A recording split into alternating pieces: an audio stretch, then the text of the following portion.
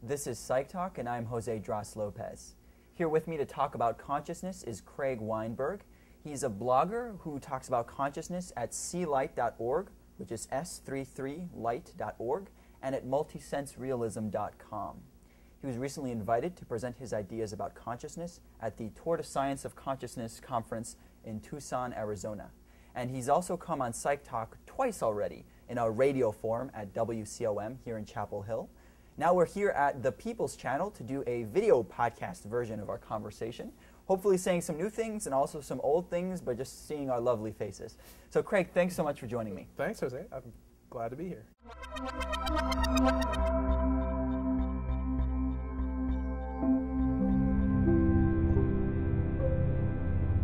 Consciousness, it has to do with all our sensations, right? So being able to see things, being able to hear things, but it's specifically to have an experience of it and not just to be like a computer that might be able to react to information, right?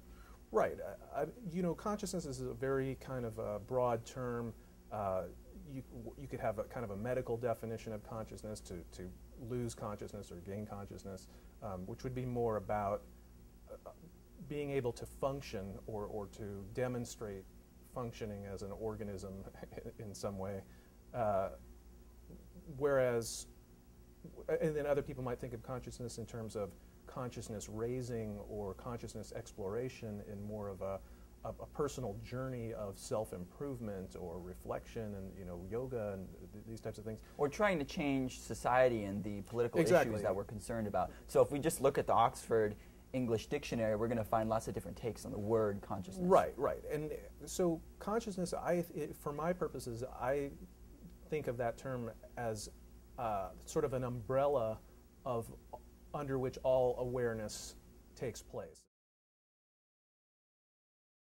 Right. It can be a discussion about whether someone's aware of their surroundings or not, like if they're comatose. But Right. this question about human beings is interesting because if you're PETA, People for the Ethical Treatment of Animals, Right. or some other organization like that, you're making arguments about the experiences of non-human animals. Exactly. So it becomes not just whether something is conscious, but how conscious. What's the quality of the consciousness? Are animals conscious? They're certainly aware, but it gets into very semantic arguments about definitions of words, which is kind of a sidetrack. I'm more interested in the mystery of how we experience anything at all. What they call the hard problem of consciousness, of why, because at this point with science we have progressed to a very sophisticated understanding of physiology, of neurology. We have yet to find any particular necessity for anything to experience anything. With consciousness, I think you have to come at it from both ends. With John Locke had his philosophy, we talked about primary and secondary qualities. So primary qualities, he was saying, would be what makes an object, whatever its weight and these types of things, the physical characteristics. The secondary qualities would be the colors and the flavors and texture, or flavors and smells, whatever. More kind of interior experiences of that. And I think what I'm saying is that he talked about primary and secondary that way, that it sort of assumes a certain view of the world. And whereas I think in Eastern mysticism, it flips the two around, so that primary qualities would be your own experience. That's what's real, is what's meaningful and real to you. And this idea that physical matter exists would be a secondary quality. That it's it's the way that everyone's experiences interact and interfere at this lowest common denominator physical level. So both of them they both make sense in their own way, but they would seem to be mutually exclusive. But that's where the multi-sense comes in. That's what consciousness is all about, I think, is reconciling that paradox. Consciousness is sort of giving us the experience of that there is a difference between time and space and matter and energy and all of these things. But in reality, it's consciousness that's providing that distinction for us, as far as we know. So I would say, instead of primary and secondary qualities, which is sort of a politically loaded view, I would talk about maybe vertical and horizontal qualities, that they are inexorably linked or inextricably linked. Yeah. It's all part of the same Well, thing. the compromise you're trying to strike is interesting because you're, first of all, from an epistemological perspective, we can talk about the interior experiences versus the properties of the world as just two different starting points of discovery. Exactly. You can just say, do I want to start with my own, the phenomenology of my experience? Do I want to be like Sartre and the existentialists Right. and look at the beer in the cup very carefully? Or do I want to take out measuring instruments and ask others to do the same and try to start with these harder to grasp but maybe more real properties of the physical world? Right. So there's that take of starting. Right. What are you accepting as real, and what are you doubting?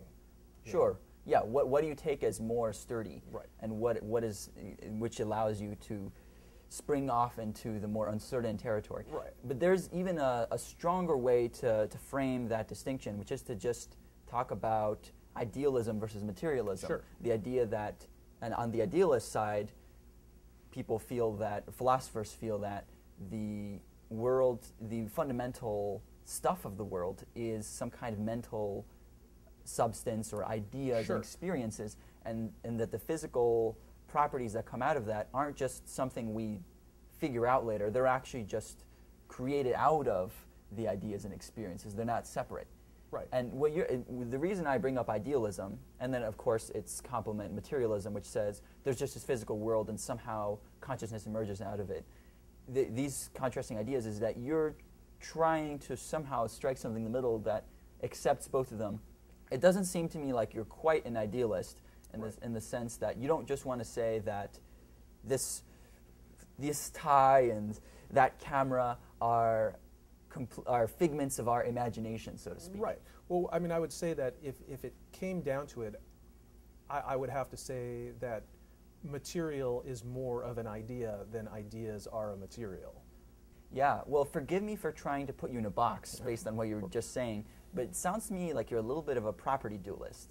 And if you first just say dualism is the idea that there are physical and idea or experiential worlds that both exist and they're separate except for some kind of special bridge between them. So Descartes thought that there was a world of ideas and a world of physical things, and the bridge was something like the pineal gland in our Right. brains. There's this one special connection, even though in all other ways they don't interact. Right. A little bit of a cheat. But I say property dualism because it sounds like you're saying that the material and physical are two properties of the same thing, like two sides of the same coin. Or you're using Right. the analogy of axes. Right. I would say that they're more the same thing, but they extend in opposite directions, so that you can have things that are purely ideal, a cartoon or an imaginary thought. Fiction is really sort of it has a physical substrate, but that's not important. That's meaningless to the experience of the fiction, and then you have phenomena like grains of sand on a beach, which is there's no story there to tell, really. It's doesn't make sense as anything except kind of a physical granularity. Well, I could just say all those grains of sand were put there by all the organisms around it that are capable of perception. They laid them down there somehow. Well, I mean, I think that there's even perception of a kind in the molecules of the sand itself, as far as it's it's doing its mineral thing. Well, see, now we're getting into David Chalmers territory, Right, aren't we? right. Let's talk about him a little bit. Okay. Yeah, so David Chalmers is a panpsychist, which is the idea that everything that we see around us that we can consider an object has some kind of experience. And in fact, in the podcast that we made of just a conversation between us two at WCOM, I think the subtitle of the podcast was, "Does Donald Trump's hair have a life of its own?" Right. So the idea that anything you consider an object, including like the set of hairs coming out of follicles might have some kind of some proto-consciousness. Right. And David Chalmers came to this through various trains of thought, one of which was a very cool thought experiment. It's overplayed at this point, but it's the question about whether other people around us are zombies. Right. And it's interesting that at the beginning you talked about the trouble of trying to look at the world from a very physicalist, reductionist point of view, trying to break things down into atoms and circuits. And we haven't talked about computers as much, but that's really what it comes to, thinking of humans as an artificial intelligence. That interests me that problem is only getting worse. As we develop better computational intelligences, we're only going to get more confused about where the line is between something that just seems smart and interactive and something that's actually conscious. So David Chalmers has tried to take it as far as, couldn't other people be organic robots? Can't we just think of all these little interlocking parts interacting with the world as completely blank? They don't taste the hazily greatness of coffee, and they don't see the redness of red. They're just reacting to the wavelength. So his resolution to that is to say, well, what is it about what's happening in our bodies that's leading to consciousness? And he feels like it's the same thing that could be happening in a thermometer or a rock, just on a much grander or more complex scale. Right. Well, there's a few different things that deal with complexity. I think that the assumption that complexity leads to consciousness is almost correct, but it's not. If you have consciousness to begin with, or awareness, or sense, or something, a participation, a perception, that could be deepened through complexity, or the complexity could be a shadow of that deepening.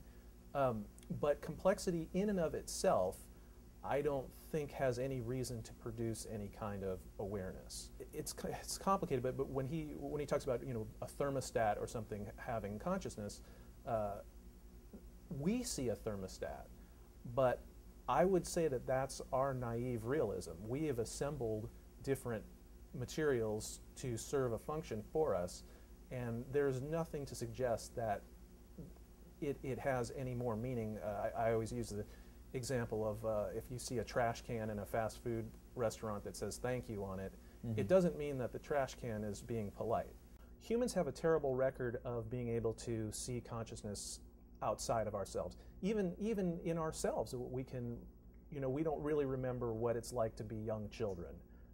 And we might, not really, maybe some people do, but we tend to minimize the world of children and sort of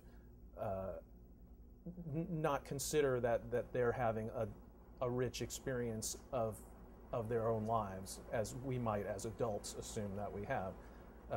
It's interesting because there's a community, especially among the medical community, that would argue the opposite, that people are too quick to anthropomorphize and to imbue things, personify things, right? Which is how fiction works in the Muppets. And exactly, and that as well. That's what I was going to say as well, that stuffed animals, cartoons, of all the types of naive realism, being able to tell what is conscious and what isn't is one of the things that we're worst at.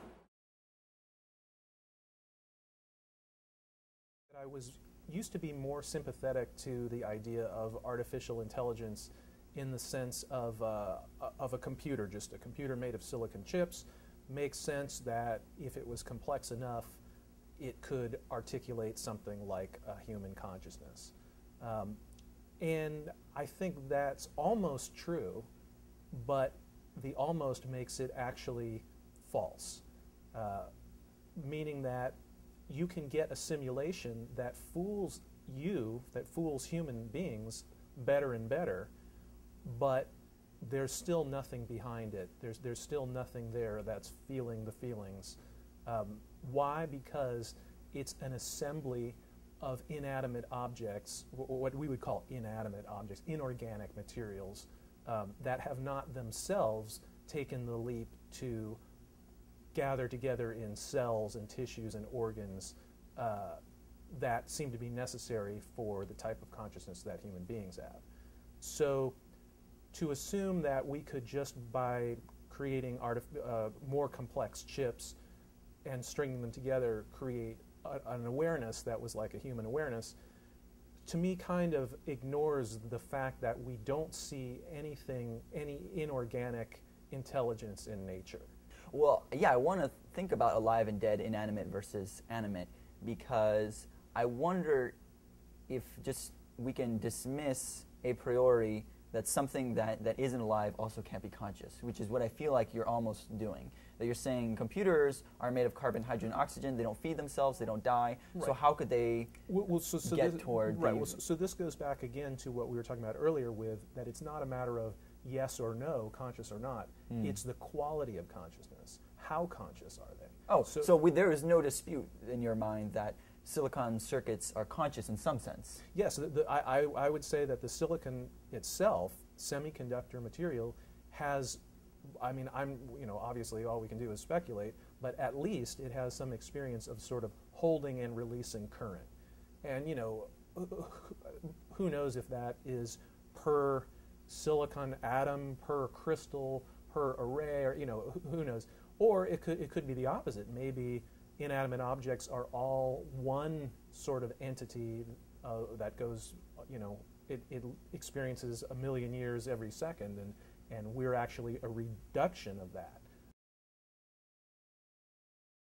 You talk about the silicon sort of breathing and feeling charge, and it strikes me as different from the way we think of neurons, which would be the potential equivalent to a chip or part of a circuit, a gate within a circuit. And neurons, of course, might have their own experience of holding and letting out action potentials, but they also interact in a way that seems more important to our own consciousness. So do you think there's any consciousness within the interactions, the sending forth of electrons between different parts of a computer? Well, so yeah, I mean, that seems to be kind of the direction that it's gone in recent years, is toward this kind of a connectionist network awareness, which that's true. I mean, that's true in part, I think. But you have to have a network of what, though, is the thing.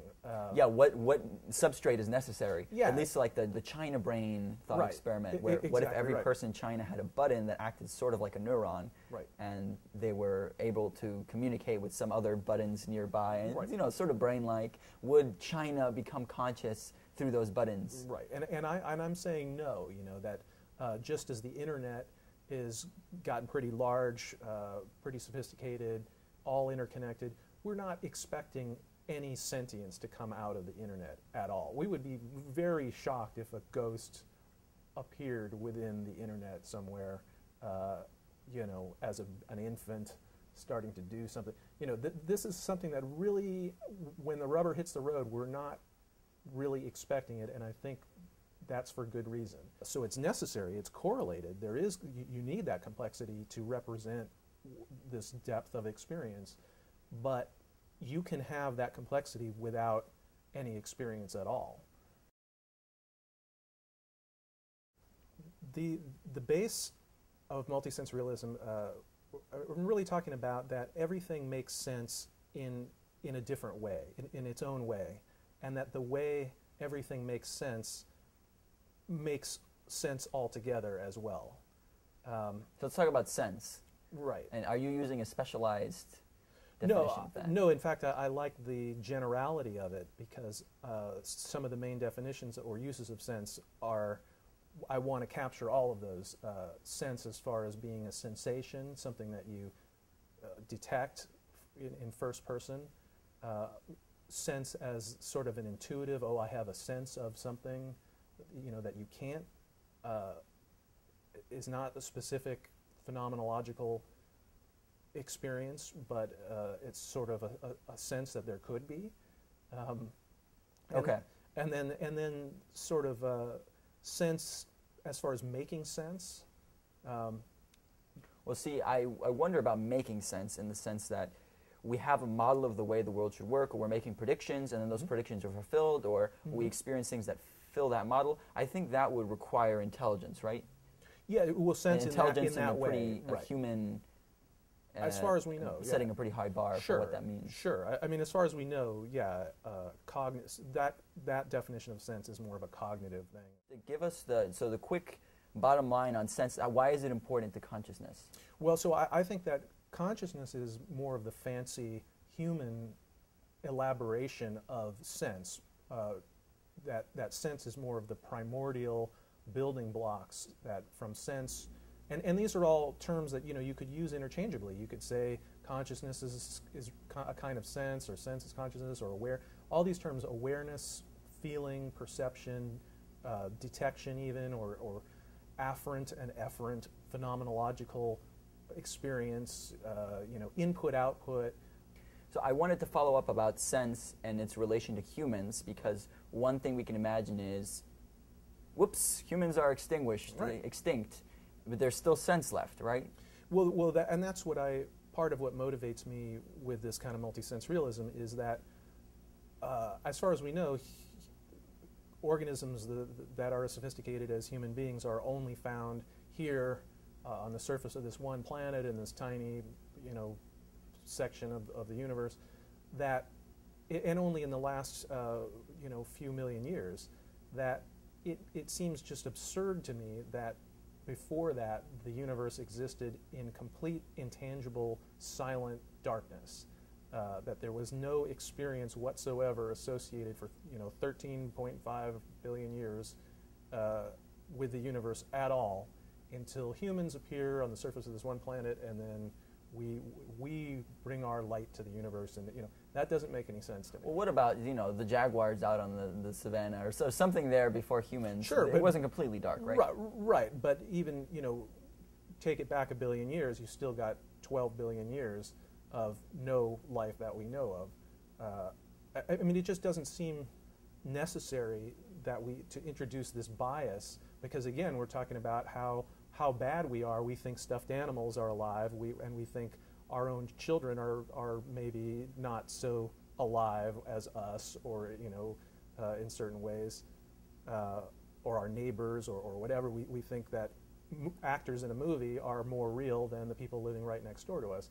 We're not very good judges of this. So if you extrapolate that out to different species and different kingdoms of phenomenon in the universe, that there's no reason to assume that how we think of it naturally is the way that it is. On the scales that inorganic matter is operating, galaxies and planets and everything, geological time, if there is an experience associated with that, I would imagine it would be so speeded up that a second for the Earth would be 1,000,000 of our years, or something like that. Physicalism provides us with this objective reality that everything else is latched onto and that exists on its own. There might not be sound, but there's still compressions of air. Right. There might not be color, but there's still wavelengths of light, and that exists in its own way. Everything else can reference that. Whereas sense seems like it almost has a creative power, like the perception is the reality. And there's the danger then, because that we have more of a mind first, world second type mentality with multisense realism, that people will take it to be a validation of the secret, that you just if you want something really hard, you just will yourself, you will bend the universe around you because you are the universe, almost solipsistic even. Well, so what are the boundaries on our power to use our consciousness? I mean, one of the things with multisense realism is, getting into that basically sense branches off into physicalism and idealism naturally, that's a natural dialectic. And physicalism is basically, I would say, caused by space, and subjectivity is sort of caused by time, or time isn't real. It's really just sequentialized subjectivity, private. So time is private, space is public, objects are public. What you're talking about with the secret is kind of pushing it. If you privilege the subjective over the objective, it will take you. The universe will actually reflect back to you more of that.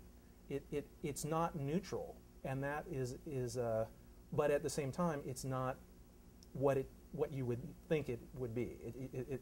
It's more of a seduction than it is a fulfilled promise, which is sort of dangerous, because if you're just coming to this for the first time, if you start playing with ideas like The Secret or whatever, you are more than likely going to get some early validation. You're going to see, wow, you know what, that seems like my life is actually changing, and it does.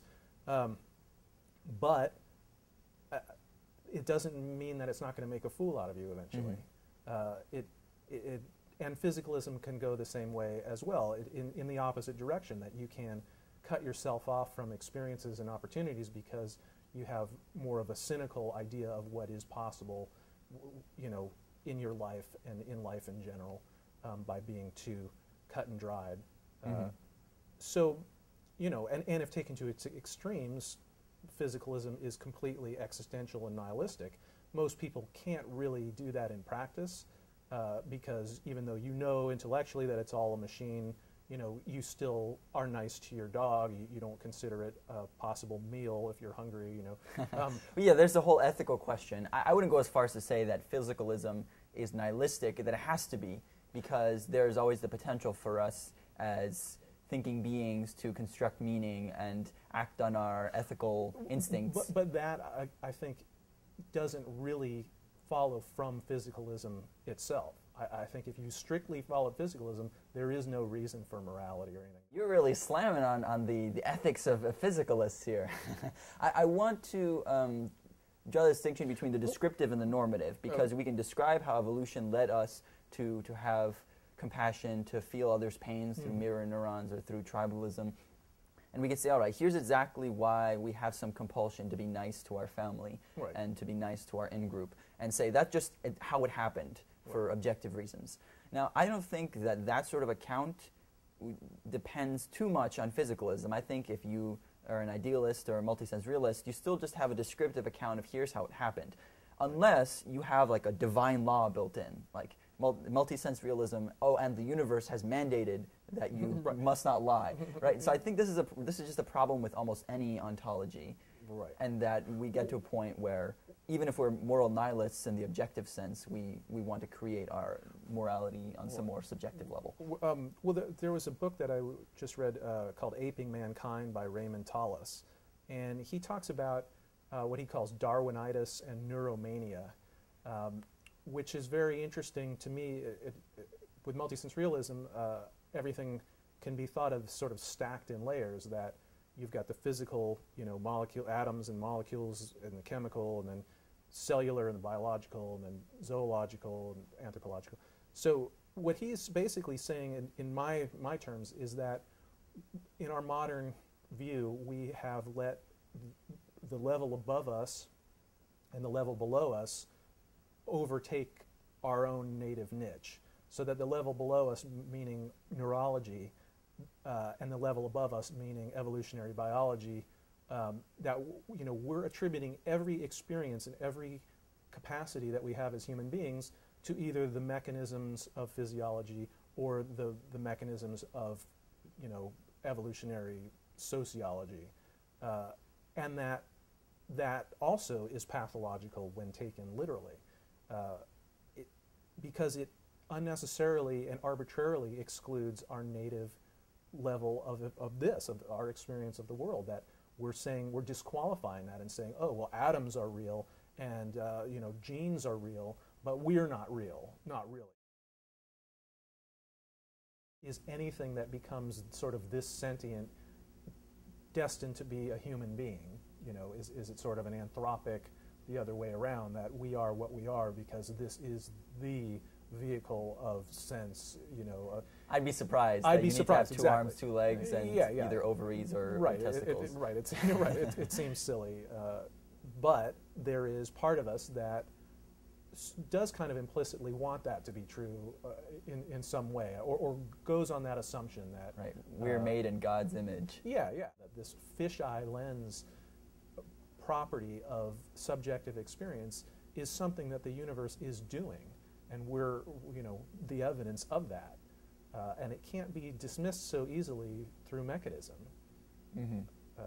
Yeah, I want to bounce off of Tallis's concern about overusing evolutionary psychology and overusing a neurological, neuroscientific perspective, because let's figure out what perspectives are useful and how to balance them. Sure. That's something that's constantly going on at universities as different disciplines start talking to each other and sharing very disparate worldviews. So what fields do you think offer the most potential for quote-unquote progress in understanding our consciousness, if any? So I would feel that psychology and neuroscience are very important because they would let us filter out some incorrect hypotheses. Like with The Secret, we take as our evidence that a person reads The Secret, believes it, and goes out and starts getting a promotion and things go great for them. And I think without the knowledge of how self-confidence affects people's behavior and colors everything about their perception of others, that we wouldn't have any other explanation from psychology or neuroscience to explain their successes. Right. I mean, I would go even further than that. Our awareness, our consciousness, isn't just the level of consciousness that we assume that it is. It's this kind of egocentric, verbal, cognitive level. And that is kind of evolutionary psychology sort of comes out of that kind of awareness of the world. But I think that actual consciousness is transrational. It is not something that could be predicted or verbalized. There's a sense of it that you couldn't, there's no substitute for experience. And that's part of what makes, part of the spooky factor of what makes things like the placebo effect or The Secret be a little, go even a little further than you would expect out of just the pure psychology and common understanding of it, that the universe does seem to sort of adapt. Your experience of the universe will adapt to your expectations to a degree, not in always a helpful way. Mm-hmm. Yeah, this is interesting, this question of how much spookiness is there in the universe, how much is the universe adapting, separate from statistical flukes and just self-fulfilling prophecy type processes. Because theoretically we could collect data on that. We'd say this is the level of miracles and great successes we would expect from purely the processes we think we understand. Right. And then what's the level we actually see in some test group. Right. So it sounds to me like you just have more of an intuitive feel based on your experience, reading about others' experiences, that there's still something missing in our current accounts. Well, I mean, it's just things like Murphy's Law, I mean, I think that... Remind us what that is. Murphy's Law is anything that can go wrong will go wrong, So I've always taken that as sort of a joke. Yeah, there's a joke, but it wouldn't be funny if there wasn't some underlying irony to it, that, something in you is like eyebrow raising, like something, how come it always ends up this way? How come it's always kind of doesn't, how come nothing ever goes as planned, and there's some reasons for things like that, but they maybe reach 80% of explanation, but there's still this 20% that makes life a little strange. Well, what worries me here is confirmation bias and our immense power as pattern detectors and coincidence detectors. Right. The whole intellectual thrust behind conspiracy theories and superstitions, like if I wear my lucky shirt, it seems like I get a home run every time. We're so capable of that, and I think Michael Shermer talks about the evolutionary benefit of false positives. Right. There's some Darwinitis for you, that if there's a rustle in the woods, we're better off thinking it's a threat or something interesting, even though we'll be wrong a lot of the time. Right. And so there's the worry I have that you're doing that. No, well, see, I think of that as, what you're calling, what you're talking about is sometimes they call the hyperactive agency detection device. So I think that theory is actually a hyperactive pattern recognition fallacy, that it is it's a just so story. It's saying, oh, well, it must be the case that it's safer to assume that everything is an agent, isn't a living thing, than not, when in reality, not necessarily. I don't know that that's the case at all. It might be better to not think, maybe you don't want to think that stick is a snake. Maybe you want to think that the snake is a stick. Maybe you want to think that it's inanimate so you don't mess with it. You know, I don't know that it just follows that you should be paranoid all the time, that that's the secret, the recipe to evolutionary success is just being fearful all the time. I think it could go either way. But the point that you're bringing up, confirmation bias and all these things, probability, my perspective is that the thing is, if you look at the universe that way, you can explain it to your satisfaction that way. That if you approach it from a skeptical, you know, the third person view of reality from the outside in, you can satisfy yourself that you have explained everything that way. Can you satisfy yourself that way? No, I used to, but I see that as only one end of the spectrum now. So, you know, eliminative materialism, Daniel Dennett and Churchland prove that you can get to the point where you are actually saying that awareness is sort of an illusion, and that it's actually, you know, it's always simply the mechanisms of biology.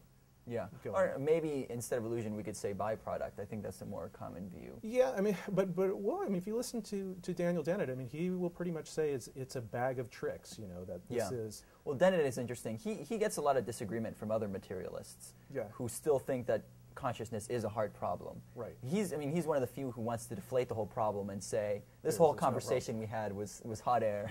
Yeah, there's no use problem questioning this. Right, and I'm saying that you can think that way, and you can make sense of the universe that way.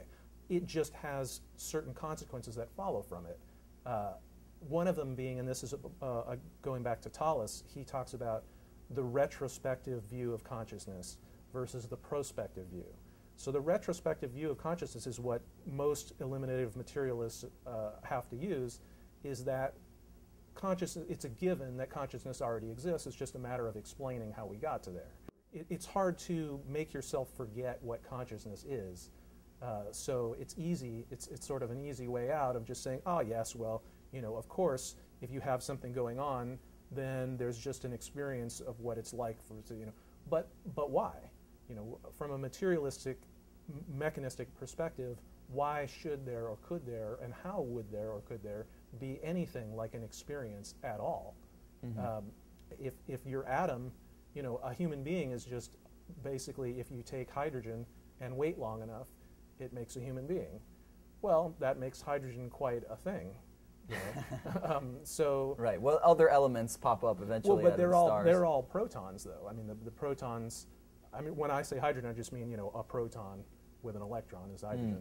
So all elements are just combinations of more protons and more electrons. If a proton, say, was just a mathematical entity that just had a particular spin and density, whatever, adding more and more of them couldn't possibly do anything interesting.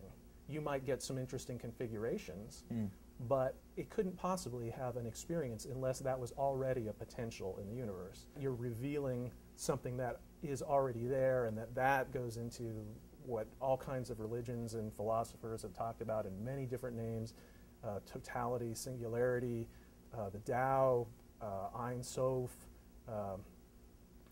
you know. So they were all right. Monads. Well, they're almost right, but multisense realism is even better. Well, there it is, folks. I mean, I didn't know what I was sort of coming up with, but it just shows that all it shows is that people seem to be coming up with this same idea over and over and over again, so that if nothing else, it tells us something about our own consciousness, that we have some desire, some compulsion to keep rediscovering this singularity. Well, what about God? We keep coming up with gods over and over again, right? Right. But this is a pretty atheistic view you have of consciousness, isn't it? Well, I mean, I talk about it as like everythingness, that the totality is everythingness and nothingness. So the only thing that I don't like about the God idea is that it's anthropomorphic. Sure. That I don't see any reason that it would have a human form or anything like that. But as far as being all-encompassing, all-embracing, sure. I mean, at some level, you'd have to postulate something, a barrier to that. You know, what prevents all of the cosmos from being, on some level, one thing? It's just our perspective from being inside of it that we relate to it in all these different ways. But that's just our naive realism. Craig, we're going to have to close up shop. All We're right. running out of time, but there's Multisense Realism for you from Craig Weinberg. His website is multisenserealism.com. He also has another blog called clight.org, C-S-3-3 light.org. And here's a note for the kids. As you heard, we were talking about chemistry and protons. We were talking about space and time, which is physics. We were talking about evolution and the brain. We were talking about neuroscience. So pay attention to those subjects in school, and you can prove us wrong. And in fact, this will be on YouTube, so let us know in the comments if we were wrong. We probably were wrong about a lot of things. For example, I said jaguars lived on a savanna. I don't think that's true. So let us know what you think. Is your favorite pet a zombie, or does it experience something similar to you? What are the ethical implications of your view of consciousness? Does the physical come before the mental, the other way around? Are they orthogonal, as Yes. Craig says? And if you give us some comments, we'll bounce off of them and we'll do another one of these. Thanks for coming on PsychTalk, Craig. Thank you. And we're off All right. with an interpretive dance of consciousness.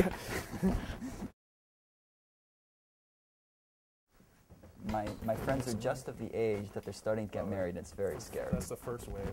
Then there's the kid wave. Oh boy. I haven't got to the funeral wave yet, but it's coming. Oh man, that's a sad reflection on life. Because you'll get Background noise. just focus. Yeah. We should alternate between looking toward each other and the camera. Right. Because What do you think? Yeah. Are you a zombie? Yeah.